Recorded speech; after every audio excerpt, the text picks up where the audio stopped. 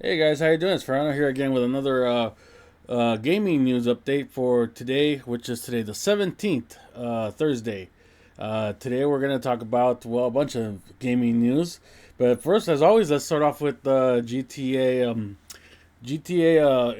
update for this week, for the event week. So August 17th to 24th, we got 7 new community jobs for those that are interested. We got 3 times money in RP on export mixed goods, which is that little truck that you drive for Lupe to the docks, and on the community series, which thankfully for the new community series jobs, that's you get 3 times money for trying them out.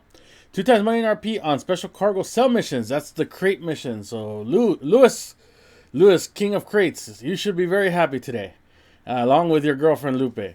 It's like, and the good thing is that it's double RP in money, not 1.5 like it's been the last couple of times. So that's good. It's double. So I can finally get rid of the crates that I've had built up over the last maybe 6 months. Also, double money in RP on special vehicle work and in arena wars, which also includes the AP. So maybe now people will finally play arena wars. Maybe I could rank up on arena wars. Completing the special cargo source missions will instantly unlock the orange pinstripe pajamas, which is right there. Let's see what else we got. We got in the podium vehicle. We got the Roosevelt Valor. The prize ride is a Spectre. On luxury autos, you got the X80 Proto and then the Entity XXR. At Simeon's, you got the XLS Armor, the Schaefer, the Cognoscenti, the armored one and the regular one, and the Italic GTB. Also, 40% off the Tempesta, the Easy Classic, the Apocalypse. That's the EC Upgrade, the Imperator, and the XLS Armored. 30% off the executive offices with renovations, special cargo warehouses, Entity XXR, and the Italian GTB.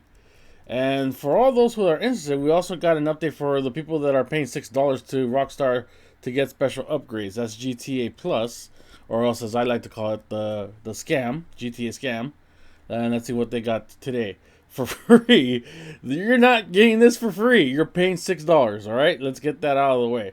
Free Arena Workshop and free Apocalypse ZR380. So you get a car and a workshop for your $6.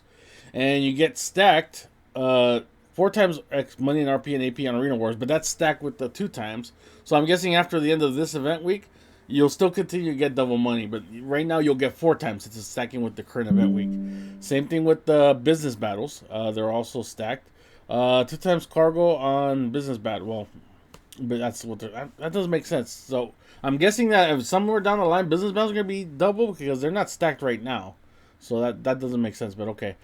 Clothing that you're buying is the Fist Fury, the Love Fist short sleeve, and the Love Fist tee. What else are you getting? You're also getting for your $6 Chameleon paint, the Analyze Burglary Pearl, and the Dark Holographic. You're getting 75% off Rooster's Air Source Freight Cargo, which is not worth it, not even 75%. The reason is because you're getting random cargo, and for air freight you need to get specific cargo, so it's not worth it for you. 50% off the Arena Workshop modifications and Arena outfits. You're also getting exclusive taxi services. You're getting 500 cash.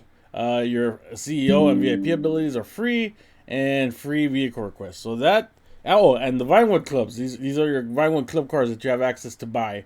Only for GTA Plus members who spend $6 a month. The SC1, the Omnis E-GT, the Buffalo EVX, the LM87, the Iron Morgan, the ERT1, the Corsita, Izzy Rally, and the Asbo. So for all you guys that subscribe to GTA Plus or spending a good $6 a month on this service, why? But you know that those are your benefits that you're getting. You're not getting free stuff. You're spending $6. Let's get that out of the way. You're not getting anything free. This is money that you're spending. So I don't like when people say it's free. You're getting it for your money, for your subscription. Same thing like if you had a premium service for PlayStation or Game Pass on Xbox. Those games aren't free. You're paying a subscription to play those games. So let's get that free stuff out of the way. The one thing I want to do comment on Test 2, one good thing, he actually gave a decent opinion about the Red Dead Redemption 1 release, which by the way released today, but I'll get into that right now. Solid work from Double 11 on porting this. Runs great on PS4 and Switch from the reviews. A great must-own title for anyone who never experienced it. But for returning players, the price point and not being a remaster provides little to no incentive to grab it. And that is a justified opinion. If you have never played Red Dead Redemption 1 on PS, you could get it for PS4 and your Switch, fine. I understand those people. They never played it. It is a classic, it is a masterpiece. Red Dead Redemption 1 is indeed a great game. But if you played it before and you have other versions of it, then no, this is not worth it for you, especially at the $50 price point. Which was my first thing we're going to get into today in the news. Red Dead Redemption 1 finally released today. Digitally. It's still not physical yet. That'll be somewhere down the line. I think it's September. Somewhere down there. And it's selling for $49.99. That is a ridiculous price for what you're getting. Because you're not getting a remake. That's way too much work and not worth the time and money for Rockstar. You're not getting a remaster. Again, too much work and too much money to port into. You're getting a port. And a port with less features because it doesn't have the multiplayer. Now I know people on Twitter are arguing, you know what? Nobody plays this game for the multiplayer. Why are you complaining about it not being on there? You're not playing it. That's not the point. The point is not that if the multiplayer was the most popular thing in the world or not. The point is that it's not a feature that was originally included in the game. This was part of the game on release, and now it's not. And the thing is, you're still charging $50. You're cutting costs on one side to save money on a port, but you're charging a premium price for that same port. That's what doesn't make sense to me and to a lot of people. You have this version, the Xbox version. It does have multiplayer. It has 60 frames per second. This game has on Xbox. If you put it on a Series X, you can run it at 60 frames per second. You put this on the PS5, it's locked at 30. And there's no reason for that. They just didn't want to put in the extra work, the extra effort, or the extra time.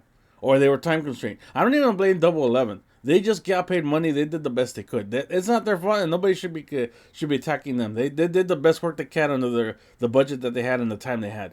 Rockstar should have given time and money for these people to do the job properly, and they didn't. And they decided to charge a premium price for it. $50 for a 13-year-old game with minimal improvements is not worth it.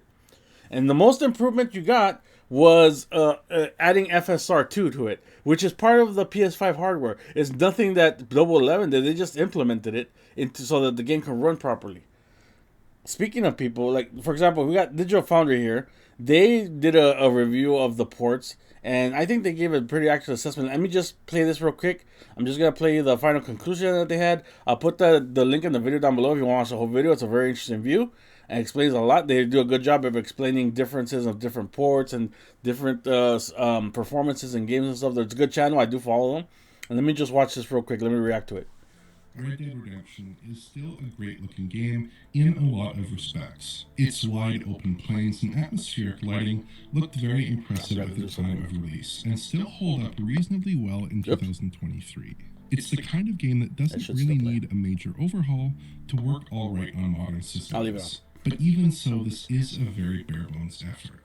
There are no upgrades to textures or models, no high frame rate option for PS5, the UI is still largely composed of 720p assets, there's no version of the updated game for Xbox consoles or PC, there's no new post-process effects, and the game now suffers from a significant animation issue during some cutscenes.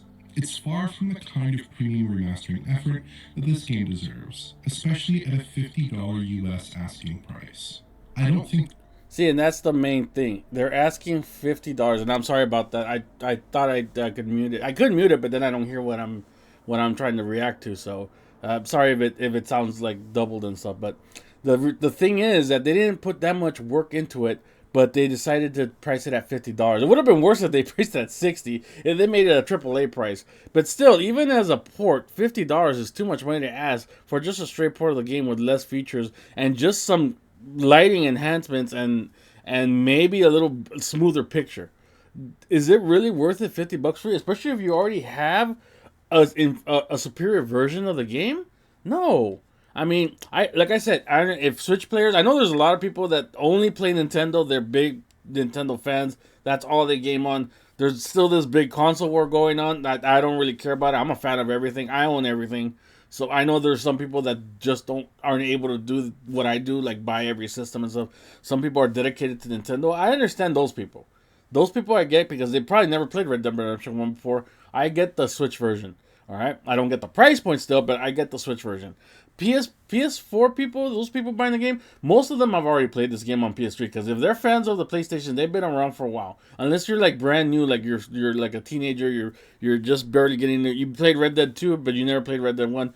I can understand that too. There is some customers, there is some people that are gonna buy this game. I can't fault them for that. What I can say is though, just know what you're buying. Know what you're buying. You're buying a port that hasn't been worked on very well, and they're asking a premium price for it. That's the problem that I have with Rockstar. Not so much that you're getting to play a game. The game is still classic. It's awesome. I cannot say anything wrong about Red Dead Redemption 1.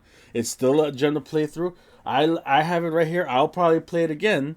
Now that there's all this news going on, it gives me the urge to play it again. But just be smart about it. Like if you could play the Xbox version, play the Xbox version. It'll be cheaper. You'll find it cheaper. eBay has it for $15-$20, the complete version. Just play that version instead. Don't waste $30 more than you have to. And I've always been an advocate of consumer and having the choice and being able to choose cheaper if you can. So if you can, please just buy the cheaper version. Don't buy this version if you can, okay? Because there's also people out there who will just review the game because they got a free copy of the game. For example, Rockstar Universe. This is a UK website. They reviewed the game because they got a free copy of the game from Rockstar. Now, Rockstar is very picky about who they talk to and who they give review copies to. They don't just interview with any like they don't review with IGN. They don't review with those big time companies because they'll know they'll get asked questions. Some people will not even bother to criticize Rockstar. And those are the people that'll get review copies and will get instant access because Rockstar can control the narrative. For example, Rockstar Universe. They got a copy of the game for free. Let's see what their review has to say. Last year, we were lucky enough to be contacted by our Rockstar Games community team and provided with an early access code on the platform of choice for now that's now available. Red Dead Redemption on PlayStation 4 and Nintendo Switch. I'm personally an Xbox player, owning a Series X, so you already have the better version. You already have the better version of the game. Okay. But I still have a PlayStation, albeit only a PS4 original. So he doesn't even have the Pro. He has the original, so he's not going to get 4K. Immediately while booting the game for the first time, the nostalgia feeling kicked in, seeing the Rockstar New York and Rockstar San Diego logos being fired from the revolver. But on these editions, Double 11 also have their logo on the load-up screen, which is a nice touch. Well, yeah, of course, Double Fine has to get their credit for the game. Duh. I don't know why he mentioned that in the review. We spent a few good hours having to roam around the wilderness once in the first forced missions were completed, and in total honesty, I didn't really notice much difference with the environment. There's no real noticeable upgrades or any vegetation. Nothing really additional added. No, it's not a remaster. That's why there's nothing really added. It's the same game from 13 years ago. There's not going to be new things. Oh, maybe a few. Oh, wait. Nothing really additional other than maybe a few strains of grass. Wow. So they added a few strains of grass to the game. Excellent. It's the only reason I just feel like playing the PlayStation 3 version just a little bit, but more cleaner. Yeah, the only difference is you're getting a cleaner picture because it's in 4K or a 1440p, depending on what version you're playing. There are two new alien agency options. This is the new feature. One new feature that they added to the game. They integrated FSR2 or NVIDIA FXAA. This is one new feature, but this is hardware based. This is because the PlayStation 4, PlayStation 5 are capable of doing this. And this is not exactly something that should be touted other than to say, oh, it looks nicer, it looks cleaner. We continued with our journey through the West, progressing through some of the story missions and engaging in gunfights to see how the gameplay really felt. We noticed a lot of objects popping in and out of the screen. Same as 13 years ago. The same pop-in problems were back then as well, including some glitchy draw distancing, a horrible motion blur at the bottom of the screen. Turn off motion blur. I always turn off motion blur on my games. It never looks good, no matter what game it is. However, the blur seemed to have been addressed following a title update a few days ago. As far as for actual gameplay goes through, the game has retained some of the same gameplay mechanics, and feels it when it launched in 2010. Remember, this is not broken. Don't fix it. So, yeah, don't fix it, but don't charge a premium price for it either. Speaking of the price, the real talk. The cost is $50 or £40, which is the same thing. It's the equivalent in the UK. Is it worth it? My answer, no. But let's see what he has to say. Is it worth it? Well, in hindsight, yes. given the inflation, inflation. That's a new one. I hadn't read inflation as a pretext for the price increase. We're now experiencing and new games costing around $60 to $70, as well as the fact that the PS3 version still costs £25 brand new. I don't know where he's finding $25 brand new for the PS3 version of the game. I found it on eBay for $10. So I don't know where he's looking. That what's $25 in pounds? That's probably what, $30, $35 more or less for the PS3 version. I don't know where he's looking, and he countered his own argument here. We're now experiencing new games costing £60 to £70. This is not a new game. This is a 13-year-old game. Him justifying it by mentioning new experiences and new games costing $60 does not. It doesn't justify this price. It doesn't explain it all. It actually counters his argument. So in his own review, he's countering his own argument, but flipping it over and saying it's justified. This is stupid. And this is why Rockstar gave these guys the review copy, because they know they would give them not a fair review, because it's not a fair review. They give them a fluff review. A review that just pops up the game. Game's not an 8 out of 10. The game itself, if we were just talking about the game, is a 10 out of 10. The port is shit. It is maybe a 3 or 4 out of 10 at most, and not worth the $50 price point, which he mentions, but still says it's justified. It's okay. It's not. And this is freaking ridiculous that they decided to price it at $50. Oh, one thing I didn't even mention, the Red Dead Redemption, the game, they also decided to bundle it with Red Dead Redemption 2. And take a guess what that price is. Let's see if I can get it on here. Here you go. The price for Red Dead Redemption 1 and 2 bundled together, if you have PlayStation Plus, is $67. So you could get RDR 1 and RDR 2 for $67 together. The RDR 2 has been on discount several times already in the past couple of years. It's gone as low as $19, $20 digitally. And I've seen copies of it go as cheap as $10 physically. So to combine 1 and 2 and price it, not even $67 for, and that's for if you're a member. If you're not a member, you're paying $100 for it. This price is ludicrous. It is stupid, and it's only to make more money and profit. Like I said in my tweets, it's only so Zelnick can get a brand new yacht, and it's not Sam, it's Dan Houser. Dan Houser can live in luxury and do absolutely jack shit, which is what he's been doing for the last 5 or 6 years. Sam Houser bailed and said, I don't want any more part of this. But the other brother said, you know what? No, I like living in luxury. I love not doing anything. I'm going to continue this for 6 more years and on. So it's just ridiculous and stupid that this is what they've gone to. This ridiculous pricing, because they know people will pay it. They know people will pay it. That's why they price it this way. And unfortunately, people will buy it. Fanboys are going to buy it. They don't care. It's Red Dead Redemption. They don't care that it's a bad port. They don't care that it's not, that it doesn't have any improvements, that the multiplayer is gone. They're going to buy it regardless. And unfortunately, that's the reality we live in. Fanboys are going to fanboy, and Rockstar is going to cash in and make them the money off of them, and they're not going to care. And that's the honest truth. Let's move on, because this is Red Dead Redemption story is just depressing to me, so I just want to move forward. So let's talk about Xbox. Xbox decided to start a new enforcement policy. So now they got a strike system going on. And let's read about it. So I'm wondering if this has anything to do with the stuff that they were saying about there being bots out there that'll instantly ban you. That's what the news was before. That if you were in a party and somebody got you in one of their bot systems, they could spam the reporting system, and this way they could get you banned on Xbox. I'm wondering if this is a response to that. They don't really mention it. In fact, they actually denied that this was going on. Xbox did. So let's see what this new policy is all about. So in summary, Xbox's new enforcement strike system educates players about enforcement severity, cumulative effect on multiple enforcements, and the total impact on their standing. Players can receive a total of 8 strikes. Each strike remains on record for 6 months.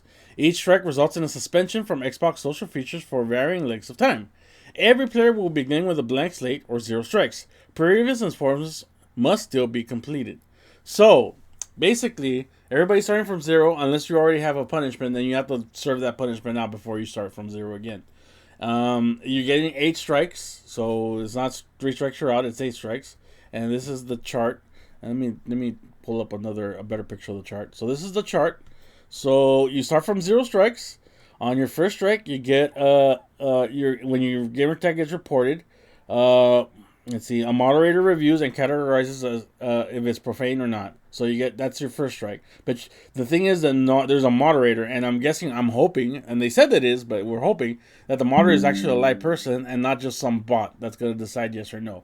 So, and here's the example of strike. So if it's profanity, you get one strike. For cheating, you get one strike. Sexually inappropriate behavior, two strikes. I think that should be three actually, but okay.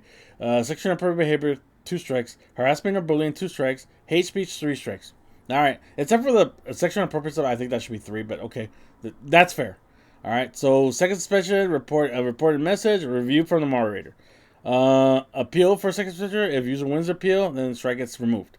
If user reported for gamer pick, get a repeat, whatever, blah blah blah. So basically, yeah, it's basically going up and down in strikes. You get reviewed. If it's approved, then you get your strike. You get the enforcement. And here's the strike system for how much suspension. If you get one strike, you get a day suspension. Two, a day suspension. Three, you get 3 days. Four strike, you get 7 days. Five strikes, you get 14 days. Six strikes, 21 days. Seven strikes, 60 days. And finally, if they had enough of you after 8 strikes, you get a full year suspension. So it's not too bad. I mean, because I could see like from 1 to 3. I could still see them botting that, even though they're saying it's going to be people reviewing. I could see them going through bots. 1 to 3 day suspensions is fine. I mean, you can still appeal it, and hopefully it gets taken care of that day. Once you start getting into 7 days, 14 days, that's when you really want somebody looking in there, because that's a long time to be suspended. And I think that if they do a person reviews it, I think this is going to be fair. I think this is fine. Hopefully, this does resolve the issue that they think is a non-issue about people bot reporting and getting people suspended permanently. At least there is no permanent suspension. You have to get up to 8 strikes to get a year suspension. So hopefully this works out. It looks fair. I have no really complaints about it. I just hope that it's implemented properly and it is people that are moderating this and not just bots taking care of it.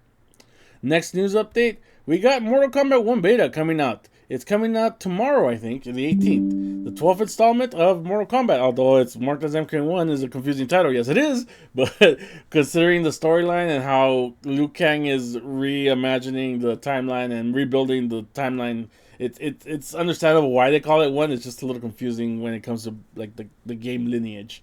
But yeah, so when does the Mortal Kombat 1 beta start? It starts on August 18th. So yeah, it's tomorrow, 8 p.m. Pacific Standard Time. This is for people who pre-ordered the game. I did pre-order the game. I don't really normally pre-order games, but I'm a big fan of Mortal Kombat. If it sucks, I'll take the L. I'm just a fan of Mortal Kombat. I'm a fan of fighting games in general. But I could understand if the game sucks, then I'm gonna take the L. I always do when I ordered. I pre-ordered Cyberpunk. I took the L on that one. So, and I also pre-ordered Fallout 76. I took the L on that one as well. So I don't mind admitting when I've been wronged. And when I let me being a fan overtake my brain and pre-ordering stuff. But I'm gonna take the chance on Mortal Kombat 1. It looks beautiful. The game looks great. It looks like it's gonna play really well. I hope the story is really good. They've been for the last couple of games. The story has been awesome in Mortal Kombat.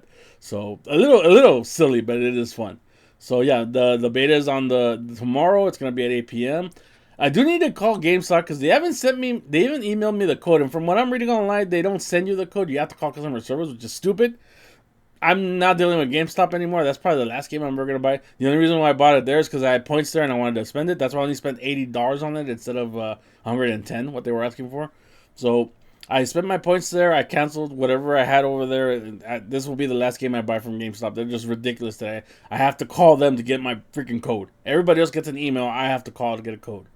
So, and the only controversy with the beta code is that it's only available for, it's not available on PC. It's only going to be exclusive to the PS5 and the Xbox Series X. Not even the Switch is getting a beta. So, I would think that those are systems that should get it more because you need to work out some of the kinks there more than you do on the PS5 or the Series X. But, it is what it is. What are you going to do? And what are you getting if you decide to pre-order, and this is what I pre-ordered. I pre-ordered a premium edition. That's why instead of paying 110, I paid 80. So it's still a lot, but I am a fan of the game. I didn't want all this stuff. You're getting Shang Tsung. You're getting the beta access.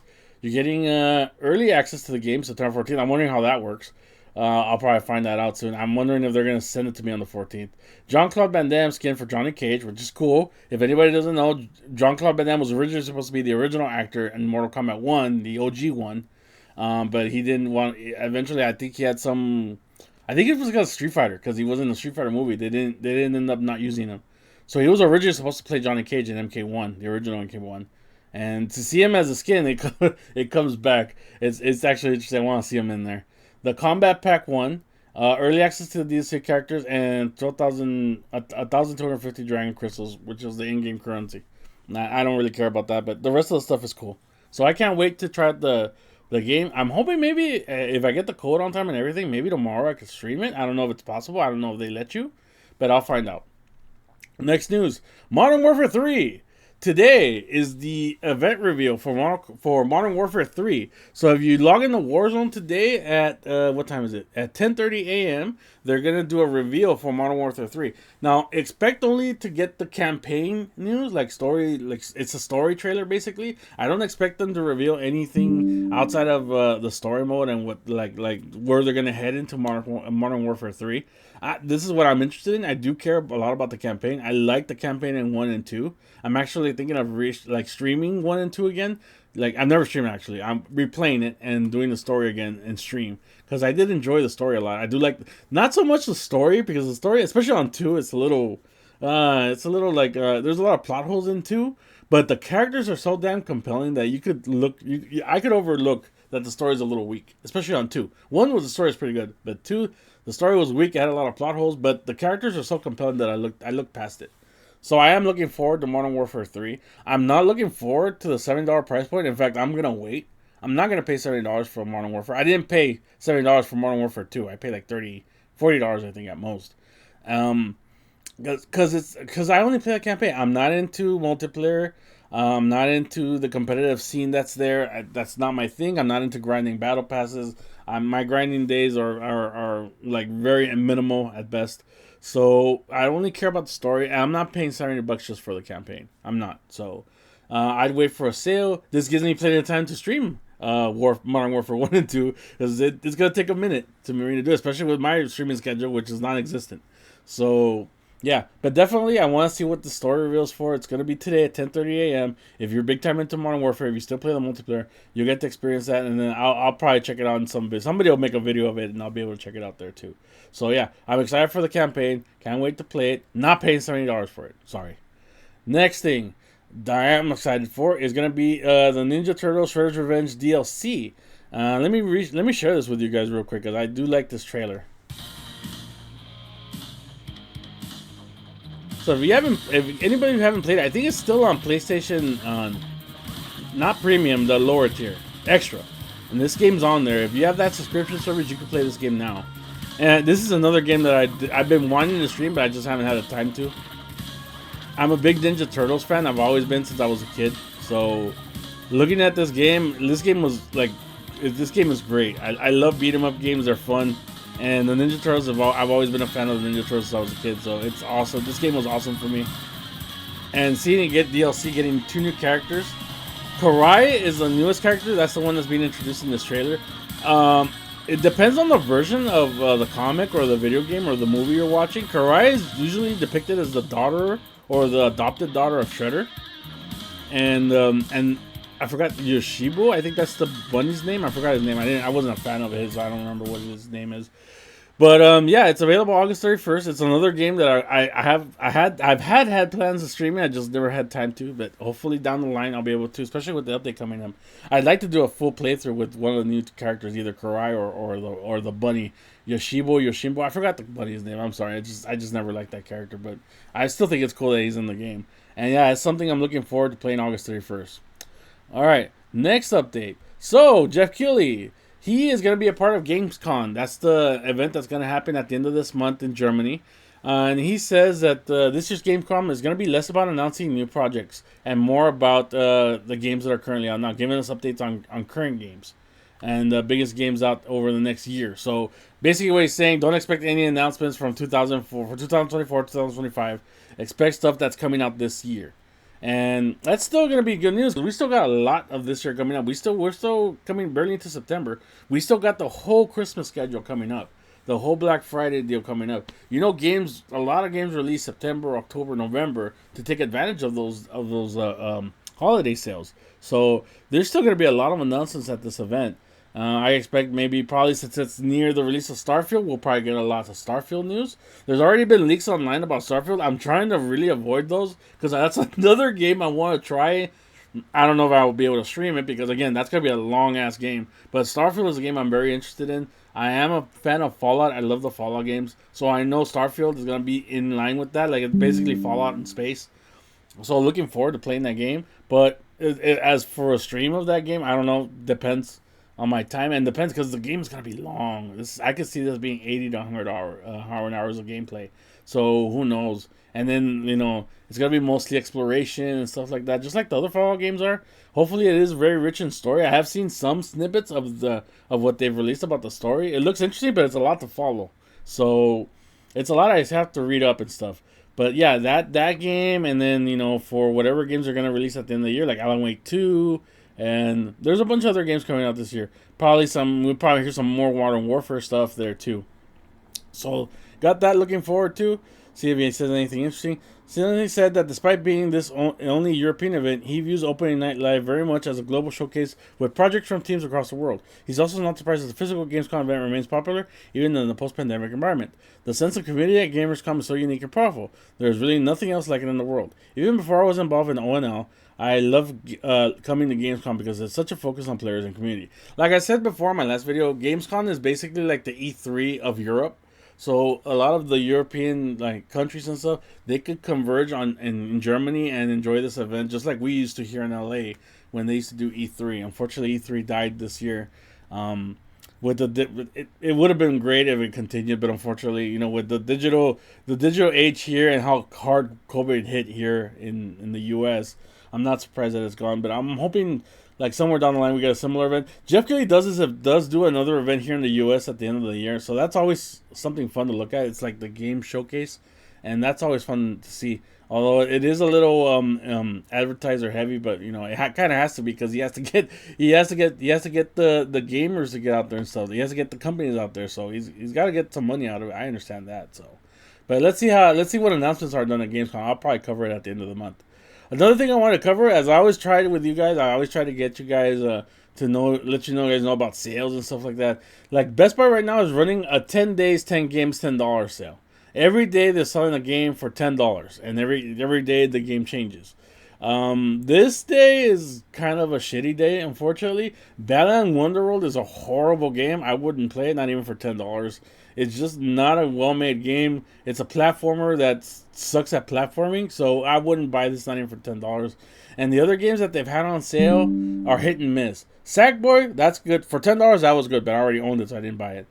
This was The Sims 4. This was the expansion pack, so each expansion pack was $10. If you're a fan of Sims 4, I guess that's a good deal, but I've never played The Sims, so I don't know. Gotham Knights was a good deal at $10. That's actually worth $10. The game's not great, but at $10, it's worth a try. Unfortunately, this sold out right away. I couldn't even get the Xbox version because it sold out real fast. Far Cry 6, $10. I've seen that $10 before, the standard version. You could probably get the ultimate version for $20, $30. So $10. I mean, if you don't mind playing Far Cry 6 for $10, just a standard version, it's okay. Outriders, it's a looter shooter for $10. Not worth my time. I don't like looter shooters at all. And Neo 2 was $10, but Neo 2 was also on PlayStation Plus, so it's a free game that you got. So if you had it already, like I did, $10, even at $10, I wouldn't buy the physical. I could already play it for free. I'm not for free. I mean, well, no, actually, no, it was for free. So yeah, I could play it for free.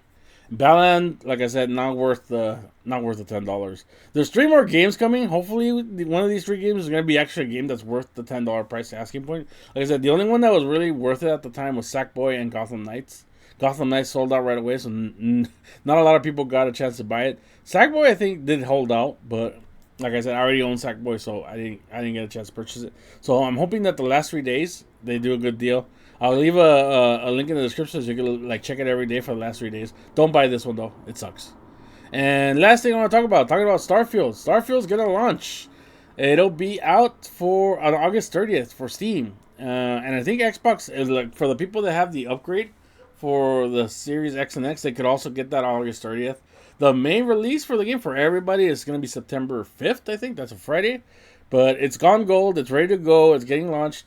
And like I said, I'm really excited for for Starfield. I'm hoping it's gonna be a good game. This is Xbox's big release this year. I mean, they've only had a handful this year. They had Hi-Fi Rush. You haven't played it. It's an awesome music you follow the beat of the music to attack. It's actually pretty interesting. I like the animation. I like the cartoon aesthetic. It's awesome. They had Redfall, which was actually pretty crappy. It was a first-person shooter game where you had like powers and stuff. You were killing vampires in this town that's overridden by them. But unfortunately, the mechanics were pretty iffy. The graphics weren't that good, and the gameplay kind of sucked because the enemies were stupid. They were dumb. You could just go into a city and melee most of the people there, and they wouldn't even notice you were there. And if they do notice you, half the time they can't even shoot accurately. They're missing you like point blank range. So the game wasn't made very well. The people that made it were the people also that made Dishonored, which is surprising because those games, like the Dishonored games, were pretty good. So I think they just didn't want to do this kind of multiplayer game that this ended up being. So their heart wasn't really into it, and that's pretty disappointing. But hopefully Starfield, like I said, this is their main release this year. So this has to be good for Xbox's sake. I'm not into this console wars, but I do wish Xbox got uplifted a little bit because right now Nintendo #1 and Sony #2, they're pretty much up there, and Xbox is down here. And I really want them to get elevated a little bit, so because more competition means better pricing for us and for as a consumer. So if they do better, then we'll do better down the line because Sony's gonna have to compete more, Nintendo's gonna have to compete more, and that means lower prices for us. So that's the hope for Starfield that I have. Not that I'm a Xbox fanboy or anything like that. I'm not a fanboy of anybody. I'm a fan, not a fanboy. I want the best for companies, but I also want to be treated well, and I want the best stuff for me because I'm the one that matters. I'm the one that's paying out the money for this crap. All right, so I want my stuff to be good. I want Starfield to be good because I'm going to invest in it, and I want its best time in it, and I want it to be good. Same like any other game that I play. I want it to be good, and I want it to be worth my money, or else I'm not going to pay you. It's plain and simple. Well, that's it for today, guys. Hopefully you enjoyed this video. Hope you had a good one. Hope you have a good day. Enjoy your grinding of the crates today, especially my hermano out there. Luis, shout out to you, buddy. I know you're going to be busy this week with Lupe. Have fun.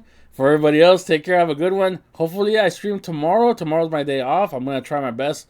But no promises, but I'll try something. I'll figure something out. I'll plan something. Thank you guys for watching. Take care and have a good one.